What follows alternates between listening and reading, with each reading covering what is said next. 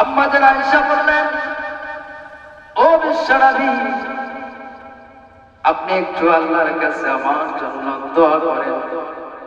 আমার নবীজি মুস্কি হেসে আয়েশার কথা শুনে আল্লাহকে বলতে লাগলেন, আল্লাহ রাব্বুল আলামিন আয়েশা পূর্বে যত গুনাহ করেছে সকল গুনাহ তুমি মাফ করে দাও। আয়েশা পরে যত গুনাহ করবে এমন গুনাহ তুমি মাফ করে দাও। বলি সুবহানাল্লাহ।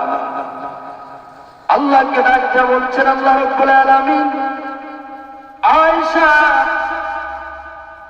পূর্বে যত গুনাহ করেছে তুমি মাফ করে দাও, পরে যত গুনাহ করবে সেগুলো তুমি মাফ করে দাও।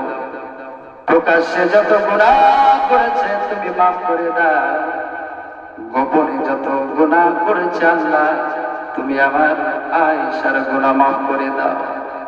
প্রকাশ্যে যত গুনাহ করেছে তুমি মাফ করে দাও, বুঝে যত গুনাহ করেছে তুমি মাফ করে দাও, না বুঝে যত গুনাহ করেছে তুমি মাফ করে দাও।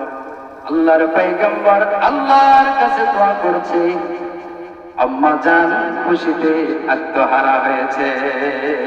আল্লাহু আকবার। আবার নবীজি বলেন, আয়েশা রে তুমি কি খুশি হয়েছো? আয়েশা বলেন, আল্লাহর পয়গম্বর আমি খুবই খুশি হয়েছি। আমার নবীজি বলে, আয়েশা রে তুমি যেমন খুশি হয়েছো আমার দোয়ার কথা শুনে, আল্লাহর কাছে দোয়া করার জন্য তুমি খুশি হয়েছো।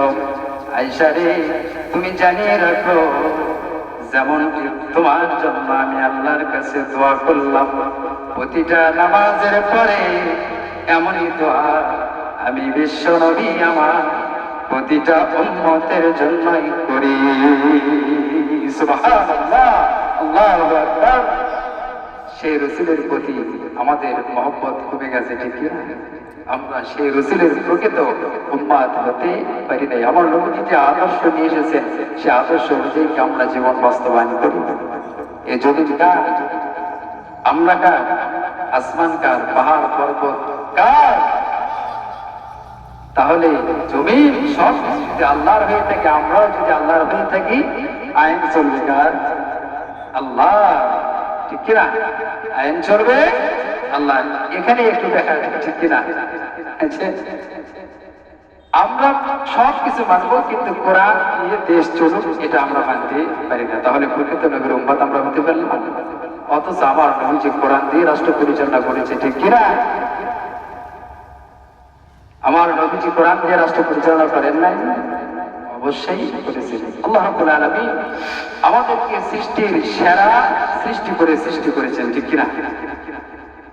এই সৃষ্টির সেরা সৃষ্টি সঠিক পথে পরিচালনা করার জন্য আল্লাহ রাব্বুল আলামিন যুগে যুগে অসংখ্য নবী পয়গম্বর এই পৃথিবীতে পাঠিয়ে দিয়েছিলেন, ঠিক কিনা?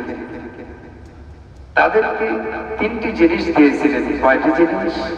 তিনটি জিনিস। এক নম্বর হলো ওহী, দুই নম্বর উন্নত চরিত্র, তিন নম্বর হলো মুজিজা। জোরে বলি না সুবহানাল্লাহ।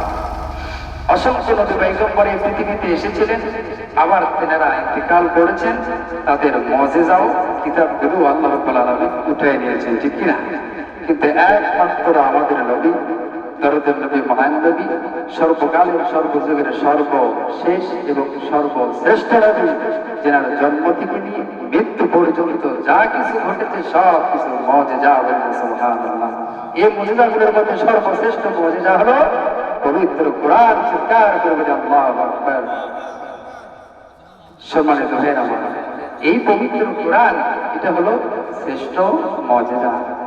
এই দুনিয়া যতদিন থাকবে, সূর্য যতদিন পূর্ব দিগন্ত থেকে উঠবে, তার আগ পর্যন্ত এই পবিত্র কোরআন এই মুজিজা এই পৃথিবীতে থাকবে। জোরে বলি ঠিক কিনা? এই কোরআন এমন একটি কিতাব, এমন একটি গ্রন্থ, কিয়ামত পর্যন্ত কোনো বেঈমানের ক্ষমতা নাই, কোনো কাফের নাস্তিকের কোনো ক্ষমতা নাই যে একটি আয়াত থেকে যাতে একটি নকশাও পরিবর্তন করতে পারবে না। জোরে বলি ঠিক কিনা? এটি এমন একটি কিতাব, এমন একটি কোরআন যে কিতাবে কোনো সন্দেহ, সুতরাং এই কোরআন থেকে আলোচনা হোক, যেটা বলি ঠিক কিনা? আলোচনা কি আবার শুরু হচ্ছে ভাইরা আমার? আপনারা হয়তো বা আমাকে অনেকে মুখে চেনেন, আমি যেহেতু বাজারে আসি, গ্রামের জামাই সিংজানি মসজিদ আছে, আপনারা চেনেন না? সিংজানি ওই ম্যাকও দেখবেন যে মসজিদ আছে, বড় মসজিদ, ওই মসজিদে আমি জুমার নামাজ পড়াই। আল্লাহ পাক আমাকে ওখানে কবুল করেছেন, ওখানে আমি খিদমত করি। আমার জন্য দোয়া করবেন, আল্লাহ যেন আমাকে দ্বীনের খাদেম হিসেবে কবুল করে নেয়, বলি না আল্লাহুম্মা আমিন।